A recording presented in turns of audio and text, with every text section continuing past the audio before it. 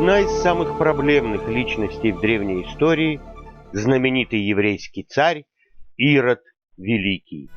Тот самый, который прославился избиением младенцев, чей сын памятен христианам казнью Иоанна Крестителя, а внук – судом над апостолом Павлом в Кейсарии. Его имя превратилось в ругательство, им пугали детей, а в средневековом искусстве образ Ирода олицетворял универсальное зло, вероломство, коварство, жестокость и ужас. Если же сегодня на главных туристических площадках Израиля кого-то назвать Иродом, это прозвучит как комплимент. Ведь если бы не он, то что бы показывали экскурсоводы из относящегося к тем временам, которые интересуют большинство приезжающих в страну туристов? Да-да, мы можем показывать то, что относится ко времени зарождения христианства, только благодаря царю Ироду, в свое время превратившему страну в одну большую стройку, от которой до наших дней сохранились величественные развалины городов, театров, дворцов, крепостей и акведуков. Иродианский период, иродианский архитектурный стиль, иродианская обработка камня – это понятия, которыми пользуются сегодня ученые-специалисты. Именем Ирода назван лучший отель в Элате, а уж умение Ирода делать то, что необходимо народу, при этом не раздражая сильных мира сего, для современных политиков достойно подражания. К примеру, то, что сегодня отказывается понимать мировое сообщество стратегическую важность долины Иордана, царь Ирод понимал прекрасно. При Ироде строительство городов и крепостей в долине реки не прекращалось ни на минуту, все 30 с лишним лет правления царя. Знаменитые крепости и города, построенные Иродом в долине реки Иордан с севера на юг, Сартаба, Фацаэль, Дагон, Кипрос, Геркания, Масада, открыты сегодня для осмотра туристов. Несколько в стороне находятся еще две крепости – знаменитый Иродион с запада и Махерон, он же Михвар, к востоку от Иордана. Да и знаменитая стена Плача тоже дело рук Ирода.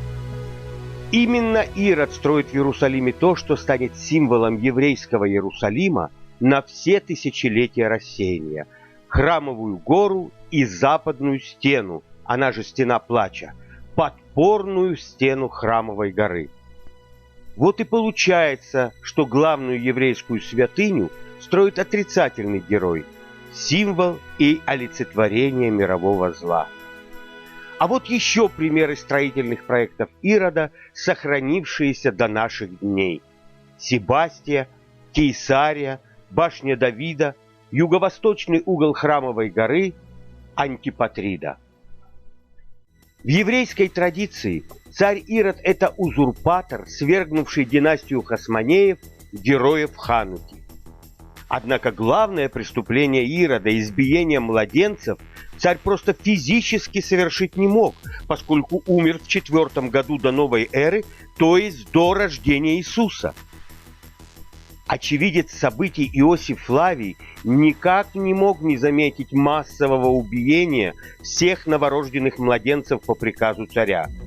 При том, что иудейский историк никак не скрывает своего отрицательного отношения к царю Ироду, подробно описывая в книге «Иудейские древности» его злодеяния: убийство любимой жены Мирьям, 2 ее сыновей, казнь тещи, публичный суд и казнь старшего сына, наследника престола.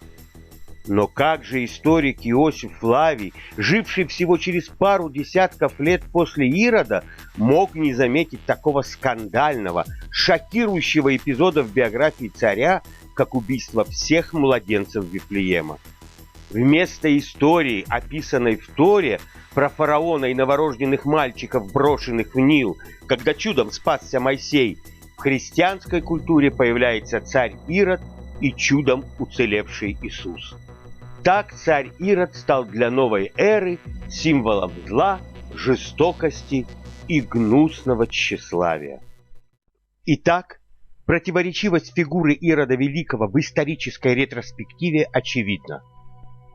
С одной стороны, Ирод прекрасный политик, Строительство крепостей и оборонительных укреплений страны не мешали ему иметь хорошие отношения со всемогущим Римом. Ирод — замечательный экономист, при котором страна процветала и все имели работу. Он ответственный царь-руководитель, проявлявший заботу о голодных в неурожайные годы. Но с другой стороны, Ирод — жестокий, кровавый диктатор, убийца собственной семьи. Однако стоит добавить, что для своего времени Ирод ничуть не более кровав, чем другие политики. Но Ирод — психически неуравновешенный человек, болезненная жадность которого чередуется с неуемными тратами государственной казны. Болезнью мания преследования Ирод страдал всю жизнь, но по сути у него были причины подозревать всех вокруг, в том числе родных. Родственники, не предавшие царя, вошли в историю. Их именами названы большие стройки Ирода, города Антипатрида и Архилаис, крепости Кипрос и Фациэль. В удивительное время живем.